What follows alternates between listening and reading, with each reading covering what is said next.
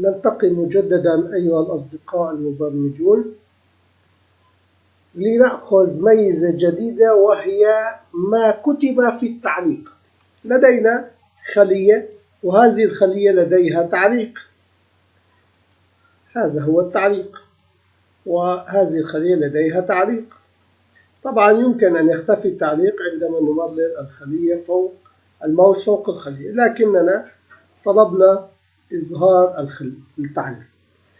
البرمجة المطلوبة هي دالة اسمها MDR function، دالة اسمها MDR تقوم بمعرفة ما كتب في التعليق وتسجله في الخلية التي استخدمت الدالة. نلاحظ أنه تساوي MDR تساوي A1، فإذا إن هذا الفانكشن يقول إذا أردت أن تعرف ما هو التعليق الموجود في A1 اكتب لي فانكشن تساوي A1 إني أظهر لك التعليق.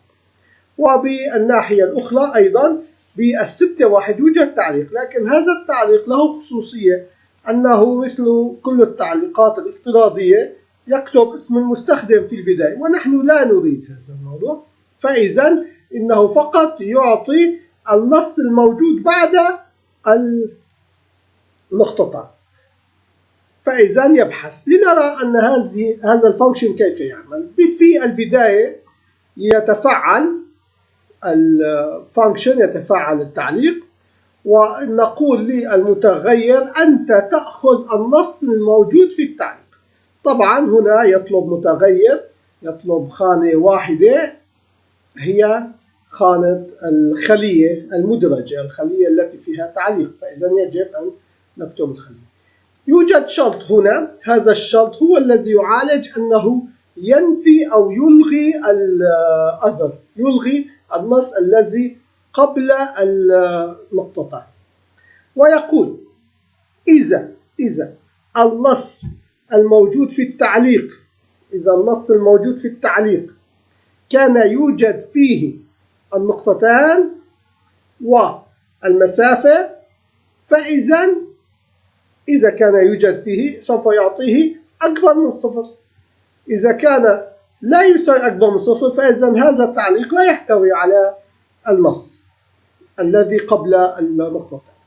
فإذا إنها دالة، هذه الدالة تقوم بالتحسس إذا كان النص الموجود بالتعليق يوجد له نقطتان ويعالج المسافة الذي رمزها 10، فإذا أصبح كذلك يعطينا رقم أكبر من الصفر، وبذلك سوف نعالج الموضوع ونقول المتغير يأخذ الخانات التي تبدأ من اليمين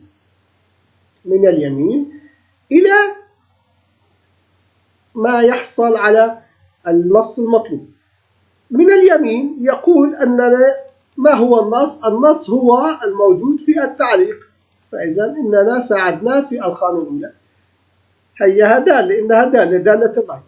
أما الاحتمال الثاني أو الخانة الثانية للحسابات سوف تقول لهم من أين يبدأ ليدرج النص، من أين يبدأ لكي يعطينا النص.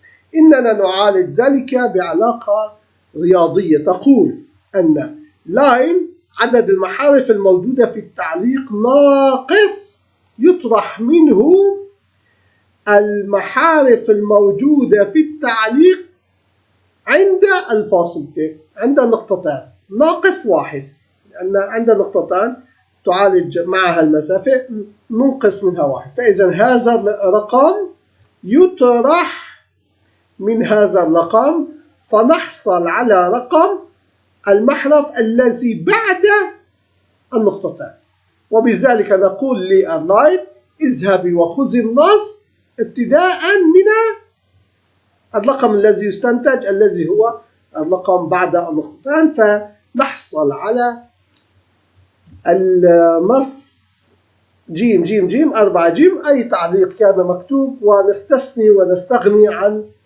اسم المستخدم الموجود أو اسم الكمبيوتر الموجود في كل التعليقات. وفي البداية عند if وعند function نحصل على ما نحن نطلب.